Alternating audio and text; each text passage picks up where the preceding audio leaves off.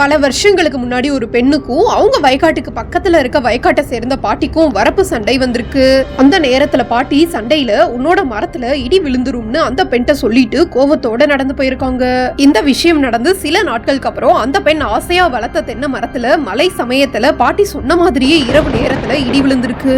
இந்த விஷயத்த பார்த்து மனசுடைந்த அந்த பெண் பாட்டி சொன்னதுனாலதான் மரத்துல இடி விழுந்திருக்குன்னு நினைச்சு கோவிலுக்கு அழுதுகிட்டே போய் இடி விழுந்த மரம் பச்சை நிறத்துல இருந்து கருகிறதுக்குள்ள நீதான் எனக்கு பதில் சொல்லணும்னு வேண்டிட்டு வந்திருக்காங்க.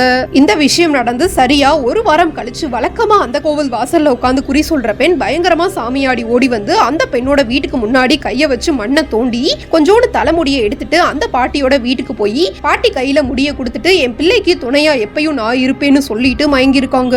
அடுத்த நொடியே அந்த பெண் பாட்டி தலைமுடியை வச்சு சூனியம் பண்ணிருக்காங்க. அதுல இருந்துதான் சாமி நம்மளை காப்பாத்திருக்காங்கன்னு புரிஞ்சுக்கிட்டதாகவும் இடி இயற்கையா தான் விழுந்திருக்கு, சாமி இருக்க வரைக்கும் பாட்டி விடுற சாபம்லாம் பலிக்காதுன்னு புரிஞ்சுக்கிட்டதாகவும் சொல்றாங்க.